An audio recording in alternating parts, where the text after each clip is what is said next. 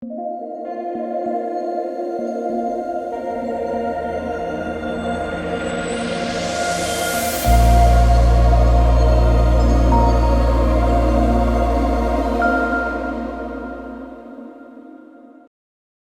ladies and gentlemen, and welcome to a kind of bug watch, kind of tournament report. One of the things we're looking to do now within 6++ is get out there with a few more tournament battle reports and tell you what we're doing and how we're performing, how we prepare for tournaments, things like that. I might be no Tom Lawman, let me tell you, but I do put a lot of effort in, and hopefully something that I am doing might be able to help you, or you might just be interested to see like how the games went, or whatever. Tell me in the comments below why you're watching this, but hopefully you find it useful. Of course, I'd be remiss without saying please like and subscribe to the channel for more excellent 6++ 40k content, as we will be pumping it out, especially after the data slit. So let's go, let's crack on with this tournament battle report. I was at Goonhammer. Goonhammer was in Leicester, very cool venue. I say it was cool. It was a student union, but there was a bar there. It was very good. Parking was fun, excellent. Blah blah blah. It's a great event. I would recommend you go. The terrain was really good. It was modular, so you could stick things underneath on the bottom floors, which was really handy. So that was good. It was a 6-round event, so quite a lot of the rounds was happening. As a result, brains started to go after a while. But overall, especially when you're moving the army I'm moving, it was a lot of effort. So I want to tell you about the games and the list. Let's move on to the list. But before I do, make sure you've got yourself a drink, because I have no idea how long this is going to last. This could be half an hour. This could be an hour, but we will see together, won't we? In fact, you know, because you're looking at the YouTube video time and you're going, Dave, it's this many minutes. And I'm like, okay, fine. Let's get into the list.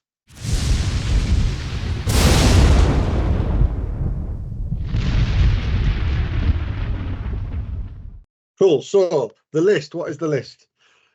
So the reason what I've never really done swarm Tyranids, and there's lots of really strong benefits to swarm, especially in a world where OC is how you win, and area denial. So I was really keen on the idea, area denial. What I mean by that is screening out so much space that it denies secondaries of your opponent. And I was like, great, okay, that sounds like a really good way to play at the moment, especially like if people are trying to kill Wraith Knights. A few weeks ago, people were trying to kill Knights.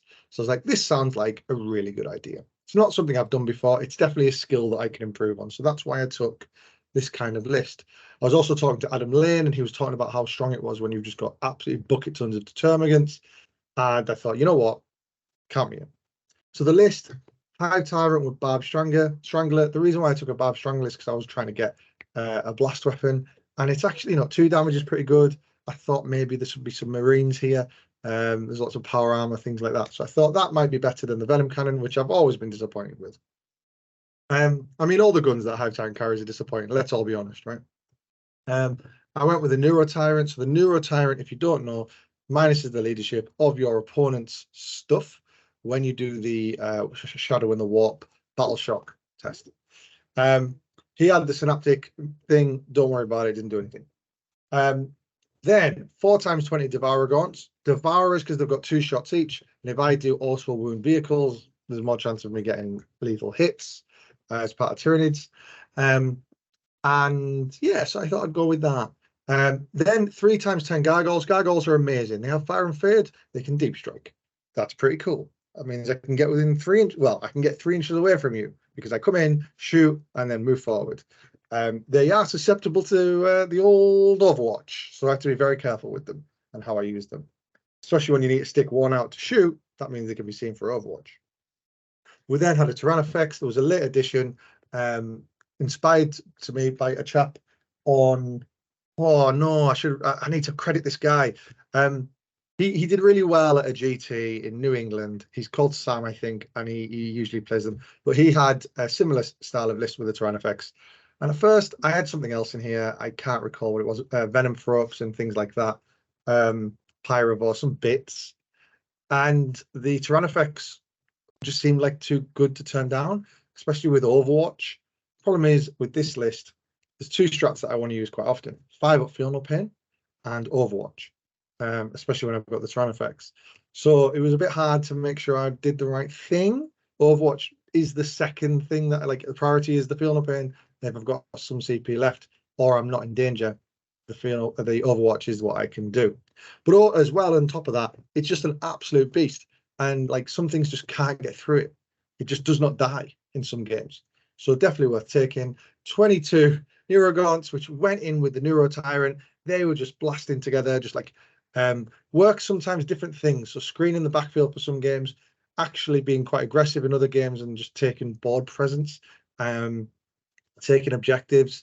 Sometimes you're like, well, actually, I'd rather lose this unit than a squad of Termagants because these guys are cheaper. They've got the Neuro Tyrant with them for just like added annoyance and space taking up. So they have different roles. I'm still unsure of the point of them, except for extending Synapse, which is also very good. But yeah, I know they're really good in this list. I just can't tell you like one thing they're amazing at. 5 Barb Gaunts were in there for the Custodes matchup, or Necrons, because they slow things down, and that's what they do. We've got 2 Maliceptors because they are really strong in shooting. They're pretty good. And they're pretty durable. They fight like okay. Overall, I think they're probably the best monster we have alongside the Tyran effects. But if I had to choose one or the other, I'd choose the Tyran effects. 2 Bivors because Tyranids, and that's how we score secondaries. And then rounding it out, 3 Venom Throps, 3 Zone Throps. Now, the Venom Throps, 6-inch aura of -1 to hit on infantry, and they also give monsters like cover. Ooh, cool. So what they're doing is standing in the middle as my kind of aura block that everything leads back to. Same with the Zone Throps. They have an aura of 6-inch, 6-up invuln, which might not sound crap when you've got like 130 gaunts. It actually adds up. They also can do some shooting, but my kind of a few people side either way on Zone Throps. I just don't like them. They are too swingy in the shooting. In terms of what didn't make the cut, a second squad of Venoms, nice one, Venoms that's supposed to be, because I could lead everything back to 1 unit. So I decided, let's get rid of them and we can do something else. Second squad of Zoes, same again. I can lead back to 1 unit. I don't really like them in the first place. I did start building this list with multiple squads of Von Ryans to try and like keep my opponent in their deployment zone. And in the end, I just kind of thought, nah, like my job is to take take primary objectives away from my opponents. So why do I want Von Ryans to keep them away from it?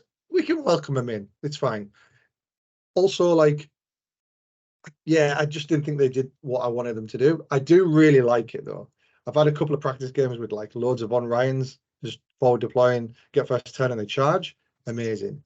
It's the games where you don't get first turn and you're against someone who actually can charge you and kill you. That's the ones where they're rough. And then they use you to catapult and then block you in your deployment zone. Pyrovores, because I don't have 30 points spare, and I don't really shoot that much with this list anyway. So I just didn't think the removing of cover was that important. In the end, would I have liked one? Sure, because the Maliceptors go into -1 AP most of the time. Not as good. Not as good. Hormagaunts, because the other ones are better at this in the way that I was playing, so I thought about that. And also, you know, I wanted to test myself by painting 100 and what? I think I had to paint 130, 120 gaunts in a week. Sounded like fun at the time. And then Lictors and Death Leaper, because I've got stuff that kind of, so I think they come in, they cause problems, they can maybe kill characters, they can do actions, they screen, and I think I was pretty much covered for all these things in this list. You know, the Death Leaper Battle Shock test is quite useful, maybe, but like, I just thought I'd rather have other stuff. And that's the list, guys. Well, let me know what you think in the comments. I would love to hear what your thoughts are, what you would have done different. VIPs, right? Would I have had a VIP in this? I've really thought hard as to what my VIP is. And you know what? Without sounding like a complete rubbish person, like they were all winners in my eyes. There wasn't a game where there wasn't something that was just an absolute animal in every single game. Everything, like there was just sometimes certain things were good in certain games. That's the only thing I can say. Is there anything that was rubbish? I have since removed the barb gaunts, and then I played Necrons and then regretted it. So there is that. There is that. So let's have a look at the next slide. So this was what my list looked like. So this is what my army looked like. Everything that's like light blue and black with a red head is something I painted a week before the event. So within the week before the event. So I was quite proud of myself with that. That's changing from my normal scheme of purple and blue because everyone's got purple and blue. So I've decided to just change it all. Yeah, so there's some pictures taken by the event. So big thank you to Lambo Paints on Instagram. Go and follow him. He's a really cool guy. Really like my paint style, and he asked me about my paints, and no one's ever asked me about my paints before, and I felt special, guys. I felt real special. Cool. Next bit. So in terms of the list, what's it good at? What's it bad at? So primary. So I'm trying to do a SWOT analysis style thing here, and this is kind of how I think about what my list is going to do, and this is the start of how I figure out what my goal is for a tournament. So strengths. I've split it into primary and secondary. So primary strengths. I've got an army of semi-durable because of the 5 up feel no pain, -1 to hit, 6 up invuln, -1 to hit if you near them in combat, and the Maliceptor's there. There's loads of like debuffs or things like that. Semi-durable, 2 OC, that's supposed to say, gaunt units that regen for 1 CP potentially every turn I have. Pretty good, right? Large board coverage, so I'm trying to cut out as many shenanigans from like GSE and things like that. Great on more or less missions. So on missions like Vital Ground, I think it is, where there's only 2 objectives to take away the middle one. That sounds great for my army because I can just swarm it. Likewise, things like the Ritual, I can create objectives and then sit on them and score primary for days, which is also awesome. And then Gargoyles. They steal objectives and your opponent hits it. That's great. In terms of secondaries, I have Fireballs. Yeah. I don't give a great deal on Bring It Down. I mean, I do, but my monsters are quite hard to kill. And Assassinate, my monsters are generally hidden or untouchable. And then finally, because of my army's board presence, I'm kind of good at area denial, kind of good at tempting target, kind of good at behind enemy lines, engage, denying it, things like that, because of how much of the board I literally take up. In terms of weaknesses, I'm awful on Purge the Foe because Spore Mines die real easy. And I probably die before the end of things like priority targets because my army does die eventually. And you'll see like some of the pictures that I have, like there's not a lot left at the end, right? So I tend to like run out of steam. And that's a thing maybe that I need to work on, right? Is trying to keep my stuff alive until the end. In terms of secondary weaknesses, I haven't even put in secondary weaknesses. Oh my God, I've just copied and pasted it. I'm not doing it. Well, in terms of what are my secondary weaknesses? No prisoners, just like dying and stuff, right? My opponent can do all of their all the ones they want to do, really. I kind of follow. So if your opponent has to like, kill a certain unit or do something like that, if they've got the tools to do it, they absolutely can. I haven't got. My army's huge and kind of durable, but will die if you push it too hard, right? I'm not like Custodes where it's like, hey, you have to kill a unit of Custodes. That's just, you definitely do not know if that can happen. So yeah, overall, just a bit of that really. If you've got anti-chaff stuff, that's a real danger for me because it takes away all of the benefit I have of area denial and tempting like stopping all of like the board presence stuff. That's a real danger. But my thinking was not many people have done that. There's not that many Boltstorm gauntlets knocking about. There's not that many I don't know. There wasn't that many guard players that I was thinking that were going to attend. There wasn't that, all these kind of things. I was like, okay, I should be okay. Should be okay. But it is a weakness of that I was concerned about. So good matchups. The matchups that I think were good were GSC, things like Demons, Knights, and Tower. They were the ones that I was going, yeah, I think I can do a bit of that. Ones that I was unsure of, Eldari. I thought this list would do well against them, but at the same time, it's Eldari, and they do well against everyone.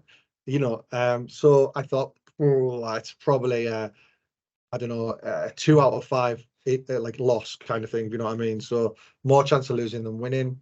T-Sons didn't know. I've not really played them. Mirrors, I've not played a mirror yet in Tyranids, but I know that Tyrannovexes terrify me. And of course, Exocrines, Maliceptors all have blasts. So I was like, oh God, that's going to be a nightmare. But they struggle to win the monsters, to be fair. So there is that. And then various marine builds, T-shirt cannons, blow gaunts to pieces, bolt storm gauntlets, are always a concern. Stuff that, marine builds tend to lean one way or the other in terms of durability. Like maybe they have loads of stuff that kills chaff and everyone leans into that. Or maybe they have terminators and I can't kill them. So, there's different things like that. So then who was I had bad matchups against? Custodes. Custodes, I played into RN and just got absolutely, like, we called it turn 2 because it was like, this is unwinnable. It's such a hard matchup. Guard, I was really worried about because of blast and things like that, and just being able to be shot from the other side of the board. Necrons, again, similar to Custodes. I mean, Necrons are kind of like my army, but better, right? They respawn, they do all the jazz. Yeah, they're pretty good. CSM, because they've just got things with blast and the obliterators. I think I've been burnt by CSM when I went to a teams tournament about a month ago and just got ruined by obliterators and forge fiends. And then, of course, overall, Overwatch and Flamers. Like, if anyone's got Overwatch, with like a decent Overwatch into me, that's not good. I don't like it. Don't like it. And then Flamers, just obviously, I really hate those with this army. So, yeah, that's kind of where I was at. So then I went through every single army. I figured out. Let me see if this works. I figured out what armies were going and then give myself a ranking next to each army. Now, you can't see the rankings. I don't want to do that because that evokes too much criticism that my small, fragile ego can't handle. But this was how many players of each was going. I give everyone a number that I thought I could do, and basically number of fraction versus what my chances were divided by the total that we had, and it kind of worked out at 2.58 out of 5 in terms of like what are my chances of winning games, etc. Right? What that kind of equates to in my head, I haven't explained this very well, but I'm finding it really hard to explain it. But essentially, I thought I'd go for a 3-3. In the end, the unknowns were mostly Eldari as well, so it kind of came down a little bit. But so my expectation going into this event was, hey, if I get a 3-3, I'll be really happy. I'm not running Eldari. I'm not smashing people to pieces. Likewise, I'm not Votan, so I shouldn't expect to like get my butt handed to me and try and squeak out 1 or 2 wins. I thought I've got an army that can actually do some damage here to people's, not actual damage, but scoring damage, and get a 3-3. So 19 minutes in, and I have just explained what my list does and how I got to my goal. So hopefully that helps. And if you have any questions or you want to talk about it, jump on the Discord, ask me about it. I'm more than happy to explain it. All right. So round 1, Eldari. Straight away. I found out 2 days before. I was like, great, Eldari. And of course, I did the thing, and I looked at Will.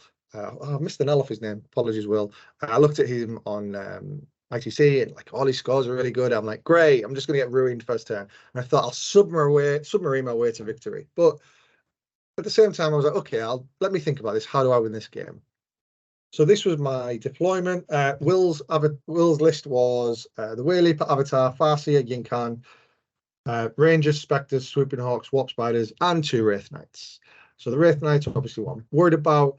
But the one thing I do know about playing Eldari, kill the chaff. If you kill the chaff, it's very difficult for them to like have the board presence and kind of bully me around. They can still kill all my stuff, but I can still put stuff back on the board. So that was my plan.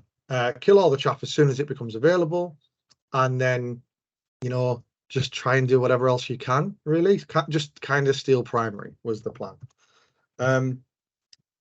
This was how I deployed, so trying to keep myself out of line of sight. Sorry, you can see this little guy here, because this was, I think, this was Will's first turn. He got first turn. I'm sure he didn't want first turn. This was taken hold, so, you get a big advantage from getting second turn. And I think, when you see the score, it's super close. So I think if he goes second, he probably takes the game. So I'm trying to not be seen. These guys are on the bottom floor. Just put them on the top floor because I didn't realize they disconnected at this point. And what I'm thinking is get some monsters up here with the Maliceptor just to try and cause a bit of problem. this Tyranofex is going to stand on this objective turn 1, so that I hopefully can guarantee 10 primary points on my second turn. The Neurogons are here just to kind of get on this middle objective, because I didn't want to sacrifice a squad of Gorns straight away. I thought, hey, Neurogons can get on there, and the Neurotyrant can kind of maybe try and keep that dream alive a little bit. So that was the plan. Everyone's within my aura ranges, which is nice, except this Biovore, which was probably actually a bad decision, especially when you see where Aetherlight goes first. But everyone's in range of it, and everyone's in range of the 6-spin ball, so I've got some saves. Cool. So in the end, this is kind of like later game. I forgot to take pictures, apologies. So I've got some pictures, but not all of them. In the end, you can see that Will landed on one good secondary turn 1, but one bad one. But he scored okay, right? He got 36 out of 40, really strong. And then he's got 30 out of 50 in terms of primary. I think it's, you're always at a disadvantage if you go first, and I think that's what's really done him in here. I managed to put him on 5s for a couple of turns by stealing objectives. So I had some gargoyles earlier in the game come here because he had his swooping hawks there. So came in, took the objective, and then we kind of swooping hawks and the gargoyles flirted around here for a little bit. The Autarch Wayleaper came over here. I had Barb Gaunts in this far corner on this far side as well, doing little bits and bobs for me, scoring behind enemy lines when I pulled that. So yeah, overall, like that, my plan was just to be annoying and just like try and get movement jank when I could. We got some termagants on here to contest this objective with the Wraith Knight, but being an inch away from the wall, so there was a bit of shenanigans there. The Avatar pops in over here and comes in and mullers them all by the end of the game, causing loads of problems. But by that time, luckily, my primary scored, and I got 35 on primary with a 37 on my secondary, so beating him on primary and secondary by only 1 point on secondary, mind. And that got me overall a 6-point win. So very close game. Will was awesome, really nice guy, super cool guy. And then he played Aaron later on, unfortunately for him, with Aaron's Custodes, and Aaron did some mean things to him. I think Aaron's a very good player. Makes me sad in my face. But overall, I think he won his other 2 games though before he had to disappear. So well done to Will, and it was a really good game. Really enjoyed it. So thanks very much. In terms of secondaries and stuff, I think he still got good secondaries. Like he still scored points, things he can be, in terms of like he did well there. So I don't think it was a lucky win for me or anything, but I mean it's kind of lucky I got second turn, let's call it that. I think I played well though. There was some things that I did that I thought was pretty strong, in terms of using buildings to get away from these Wraith Knights, trying to stay out of line of sight. But yeah, overall some good moves, and a hard fought but also very lucky win. Oh, this is what happened by the end of the game. So all my stuff's dead, hence why I didn't get the big score at the end, only a 5, and that was for sitting on my home objective. You can see my gargoyles coming over here to absolutely bother his home objective as well. Yeah, cool. That was the first game. Then I got round 2. I got into Nathan Roberts, very good player of England team fame, no less. Before the game, so I've got this habit of being quite nervous when I play like a named person or someone I know is good, and just kind of my concentration goes to crap. So I was a little bit nervous here, and going into the game. Nathan was a gent, super nice guy. We played on a clock because it was my suggestion. He was like, yeah, whatever you want to do. But I wanted to kind of get my games in with the clock here, especially when I've got all these models. And we were on the ritual, so I was creating objectives, which, I said earlier before, right? Really good game for me, really happy with that. But unfortunately, I was up against, fortunately, actually, I did well out of this, but I was up against a really tough player with 2 Tyranofexes. Now, as I mentioned before, Flamers and Overwatch, not my best friend here, especially because you've got Hive Tyrants, so you can do it twice. So a really tricky one. In the end, I got too nervous and I screwed this game up really. Like it was just a case of I was not active enough, not proactive enough in trying to do a great deal. I just tried to be cute with termagants, but actually probably one of my biggest strengths in this game would have been to get my monsters out and try and do something around that. Nathan's list was the WTC America Tyranid list. So Hive Tyrant with Adaptive Biology for the Feel No Pain, Neuro Tyrant, Old One Eye, who was leading 2 Fexes, 2 Biovores because Tyranids, Exocrine, 2 Lictors, Maliceptor, 3 Paravores, Trigon, and 2 Tyrannofexes. So a bit of a monster mash with some utility pieces around it. I've got other pictures here. Yeah, I think. Let's have a look. Yeah, so you can see how the game went here. I was 5 points off on primary, and then my secondaries didn't quite do it because I thought I'd have space to get into deploy teleport homers. Spoiler, I did not. Nathan did an absolute masterclass on screening. In terms of, if you look at everything here, we've got Paravore, Lictor, there's something in here as well. Neuro Tyrant, Hive Tyrant, Biovore, and there was a Lictor in here as well. So super tough to get anything in there. And because of his flamers, I didn't want to come out, especially with my gaunts and things like that. Reality is, I could have came out over this side and maybe pushed down here, especially because all of his combat monsters went this way into my Maliceptor and these gaunts here. But yeah, what I did well in this game is creating the objectives and just saying, hey, I'm scoring points. So we both kind of I nearly maxed primary, but he knew he had to deny me that.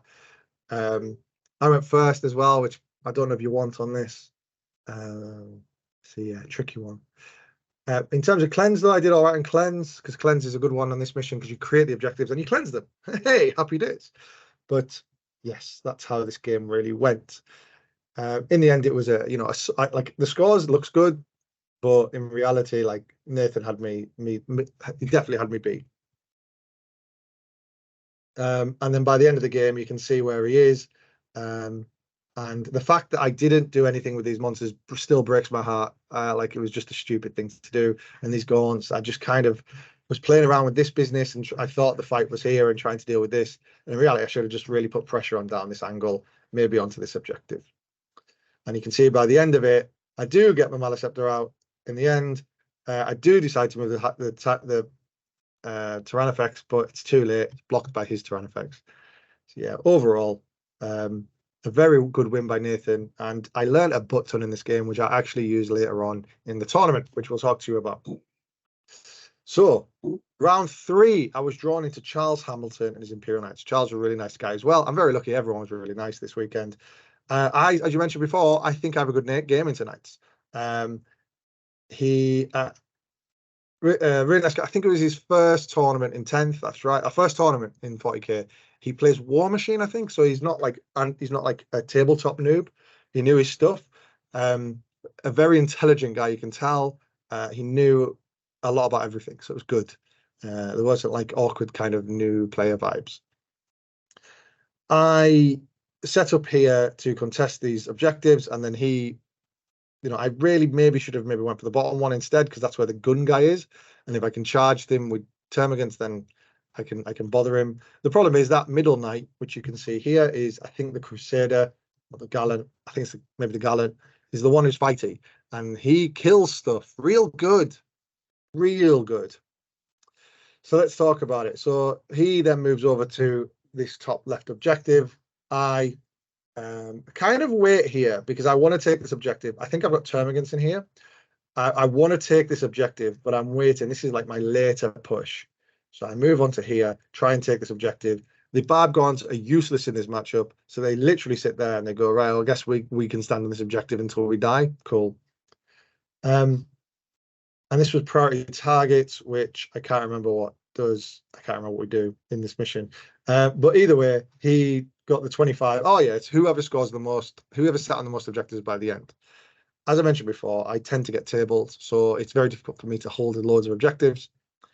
And what happened in this game really, there was just a couple of things. I obviously smashed my secondaries to pieces, which I was really happy about. And I had this game won had it not been for a mistake on my part. There was tons of little bits, like obviously if he got more shots through and if I did this, that and the other, but the one thing that sticks in my mind is at the end, these termagants, this knight goes around here, around the top. These termagants charge into it because I know I can just gum him up and give him -1 to hit for the rest of the game, and my termagants can keep him off the objective, so I have that objective. He whittles them down turn after turn after turn, and then eventually this knight, I think, comes onto this objective. So then he's won that objective. However, as I mentioned before, I respawn gods. I've got it. This guy is still here, or this guy's moved. This guy might have moved over here. And I'm trying to wrestle this objective off him at the end with gaunts, and I with gargoyles, and I respawn them. I try and move them over here, and I get overwatched and they die. Right. Long story short, I respawned on the wrong unit, and that was the last turn. And he couldn't react. If I respawn the gaunts here, they're in combat. He can't overwatch them. Maybe he stamps on a few of them, but I think I edged the game out. So a sad one. I think, you know, like in a draw is kind of worth it because Chelsea did play really well here. So gutted. I think I could have edged it, but it could have swung either way. You never know. Well done to Charles. He did really well. Don't know where our secondaries are here, but yeah, I think, yeah, not sure what happened there, but anyway, yeah, well done to Charles. So then we got off for dinner, and the parents come up, and I get friend of the show Joshua Wood. Joshua Wood is part of Trash Wargaming with Ben Pierce, also a frenemy of the show, and Josh Wood batters me every time I play him.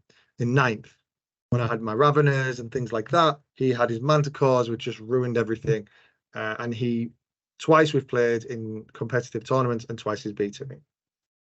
So he said to Ben, I'm going to batter Dave tomorrow. I'm going to absolutely smash him. I'm taking it out of context there. I don't know the quote exactly, but Ben will back me up. He said he was going to absolutely obliterate. And he even messaged me saying, oh, yeah, see you tomorrow. You know, that kind of vibe. Like, yeah, looking forward to our game. So that was me completely motivated.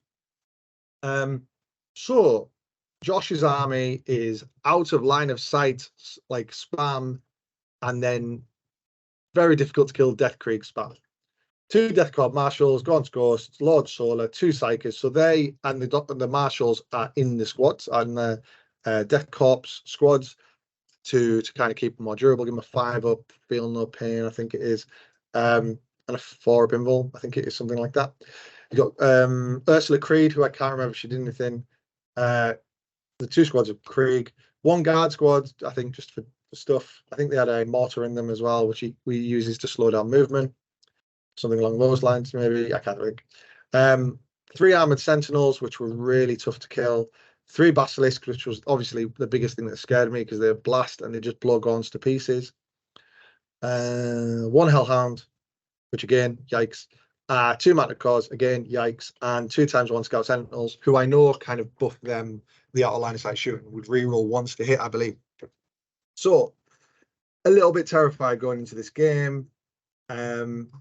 This is my end of turn 1, I believe. So I've moved, basically I've put my monsters here. So I did what Nathan did to me, right? Nathan just basically said, right, I'm just going to put my monster in the middle. Can you kill them? So I looked at all of, the night before, I did look at all of the profiles of Josh's guns, and I was like, actually, how does he kill monsters? Guard used to be really good at this. So I'm just going to stick all my monsters in the middle and see what happens. If they die, I've lost the game. If they live and get into his deployment zone and start bothering him, I've got a really good chance of winning. That was the plan. But they get into the middle, and then it's Josh's turn. And unfortunately, Josh can't deal with them. He can't wound them. And they basically just make their way across the board. The Tyrannofex makes a detour over here to bother these Death Corp Krieg guys. And in the end, Josh just can't catch up. So I'm not sure why these secondaries aren't showing. But yeah, in the end, it comes out to a 98-50 win to myself. Josh just struggled to score any secondaries because, as you can see, I literally took over the entire board, so he could not go anywhere. He did, I think, I'm not sure I've got the picture on here, I don't think I do, but he brought some armored sentinels over here. Once I killed them, he brought them back, and that was the only place he could put them because they just couldn't get anywhere on the board. So overall, a good game overall. So yes. And of course, Big fan of that. Big fan of that. That's Josh having fun with his game. Big fan, Josh. Cool. Round 5. I got my favourite opponent of the weekend, James Newton. Obviously, I love Josh, don't get me wrong, but James was my favourite new person that I met this weekend. Really nice guy with a really cool army. So he took Black Templars. Black Templars with Grimaldus Helbrecht, a Judicar for Fight First, a Marshal, and then loads of Crusaders, a Ballistus Dread, a Redemptor Dread, a Land Raider Crusader, and 10 Sword Brethren inside it. Or it might be 9 Sword Brethren inside. I can't remember if it's 10 or 9. Either way, Helbrecht was with them. So, yeah, scary stuff. They're in the Land Raider. Believe it or not, this picture is actually James's. I went first, and this is James's first turn. You might notice I did nothing turn 1. So I was like, yikes. But I did find an unscreened bit of his deployment zone that I could get into for behind enemy lines. So you'll see that that was a bit of a theme of the game. I managed to really capitalize on behind enemy lines and deploy teleport homers, nearly maxing my secondaries. In terms of Scorched Earth, again, did really well there. In terms of just scoring primary, I didn't max it, obviously, because I didn't want to destroy objectives because I was too busy scoring them. So there was that. Yes, so it went pretty well. How did I kind of do this? I did a lot of move blocking, a lot of like trying, and I was really proud of myself in this game because if James gets into my lines, I'm in real trouble. So there's a lot of like stopping things, doing stuff. His Land Raider came out here early. I put the Neurogaunts against the wall. I charged him with the Tyrannifex, and then put the Gaunts before these guys were here, kind of round this part of the Land Raider. My aim being, if he gets Grimaldus and his team outside of the Land Raider, like they're not going to get into my lines. They have to come out around the back. So that's what they did. So really pleased with how that came to be. These guys came in and like just basically traded blows with these Termagants over and over until the Termagants disappeared, and then these Termagants went in and bothered him instead. These guys in the middle, he didn't want to obviously lose the middle, so he was quite defensive on coming off it. And when he did, like when he was looking to do that, I got like Gargoyles in to then fire and fade and just kind of block this line off, so he didn't get into the Maleceptor and my deployment zone. So that was kind of the plan there. I brought these guys in as a rapid ingress. No, I didn't. I bring them in reserves, and then waited for my moment to strike, where these guys would come off and this dreadnought would move on. Then there would be space to fire and fade and move on to it. So I was quite proud of myself with that. Same with here. So I came on here. I was waiting for these are dead guys, I think. I'm not sure what they are. What is that? I don't know. But essentially, they came over here, fired, and faded onto the objective as well. So just trying to stop him scoring primary at any point, which we did turn 4. We took all his primary off him, which was really good. I think James he didn't have the greatest cards. So behind enemy lines, investigate signals round 1 is pretty rough. Bring it down, he kept probably too long. He desperately tried to kill this Maleceptor for a few turns, but in reality, I think with his shooting, it was just very unlikely that was going to happen. But he got it down to fairly low wounds, so I totally understand why he did it. He didn't have any like the t-shirt cannons and stuff, so by his own admission, like it's not an optimized list. He wanted to play a kind of semi-competitive, fluffy list, and I stand up, fair play. I would say this list is competitive because it's terrifying. Like I was only able to stop it because I could block things off and score enough primary at the end of the game to win, because he's got a lot of primary stuff here. He's got a lot of stuff that will deny me. I can't recall what mission this was. It wasn't Purge of the 4. I can't think what it was, but hey ho, that's that. So great game. Thank you very much, James. And James got my favorite opponent for the weekend votes as well. So yeah, look forward to seeing him at more events. Then I got to my last game, which was, so I'm at this point, I'm 3-2. So I've hit my target, really happy, I'm buzzing. This last game is a free hit for me. And good job, because it was against Custodes. As I mentioned before, Custodies is a rough game for me. I didn't take many pictures here because my brain was about to explode.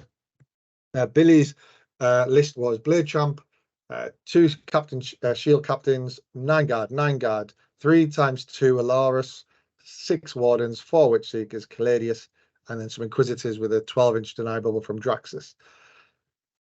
Like, Billy's list knew what it was here to do, and it was here to slap. And my list just can't deal with it. Just cannot deal with it. He got first turn, which by his own admission, like, that was a great shout. That was really good for him because he just moved on to these 2 objectives here and here because we're on vital ground. So the middle one disappears, and you get points. Yeah, you get points for controlling different objectives.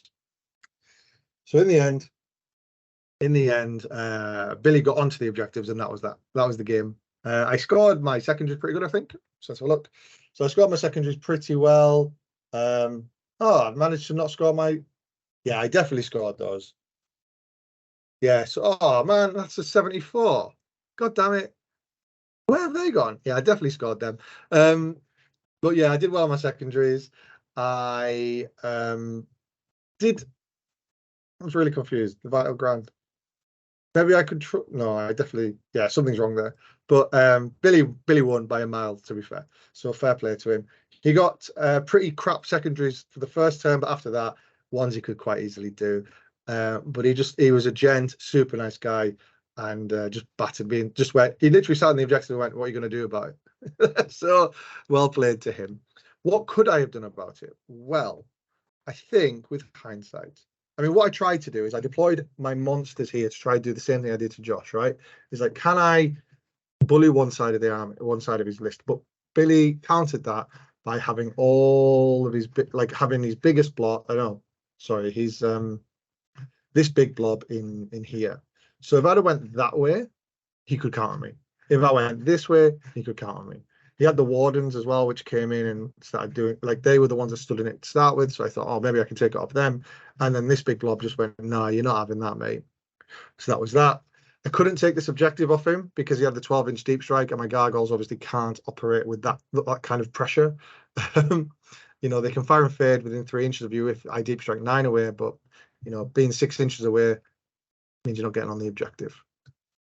So overall, really fun game. Like a fun game, despite the fact that I was just literally throwing things at him to try and win, and just couldn't. So, but yeah, Billy went on. I think he went 4-2 and was like maybe like top 10 or something. So well done to him. So overall, really good tournament. Oh, we've got to 43 minutes. Right, let's go. Let's wrap this baby up. What were my learnings from this? Well, I've kind of split it into like proud things and then disappointments. So proud, I hit my target. I was really happy with that. And I hit it with my kind of science behind it. So overall, I think that's how I'm going to start doing this thing more often in terms of, you know, what do I think my chances are of winning a tournament? And then kind of trying to work it out a bit more scientifically rather than like putting my emotion into it. Like, I should be doing well at this tournament.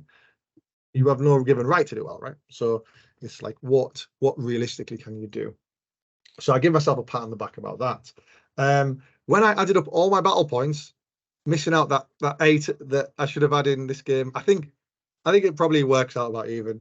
I was 10th for battle points in the entire tournament, which I'm really happy about, but I still lost 3 games despite that. So, and my final position was 29th or 26th, one of the two. So to be 10th for battle points, I'm really proud of, to be fair. And I didn't hundo people. It was all like 80s and 90s. So pretty good. I need to focus on denying my opponent's scoring. So how do I do that a lot more? That's something I'll be focusing on for before my next tournament. I made some great plays that I wouldn't have made at my level in 9th. So it just shows that I'm improving all the time. So I'm really happy with that. Sometimes I have been like in the past, I've compared myself to my friends and how well they've done. And in reality, that's not what it is. It's how you get better yourself. There you go. There's your cliche for the episode, but it's true. So are you better than you were in 9th? Are you better than you were at the start of 10th in 6 months' time? That's how you should be looking at it. I need to solidify the behaviors that I'm learning. So things like move blocking, and what have you, like doing that more often, making it a natural behavior for me. Beating matchups that I rated as bad. I'm really happy that I beat the Eldari, right? Like, I was really worried about that. So overall, quite happy with that. Guard, beating Josh, probably the best moment of my life so far as a human being.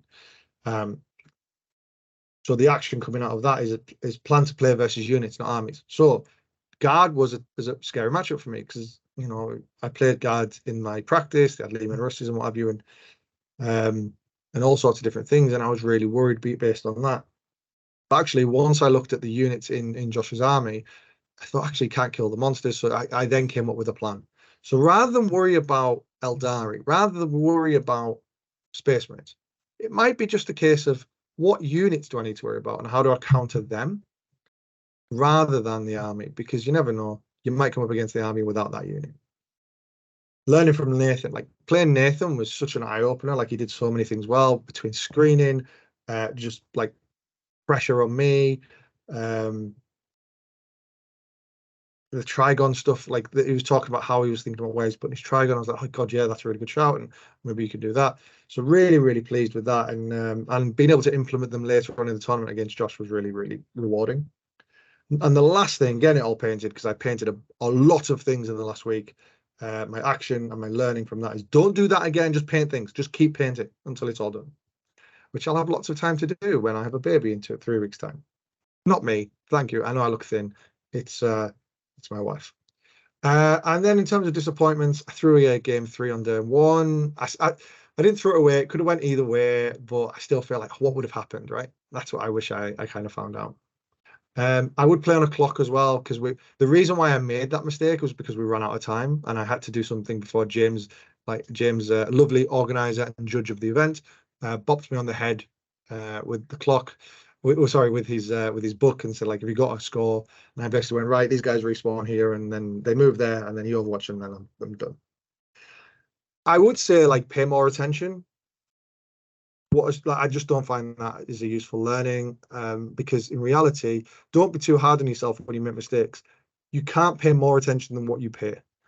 Like, what are you going to do? Just like hardcore concentrate entire game? Of course, you can't do that. We're playing 6 games over a weekend.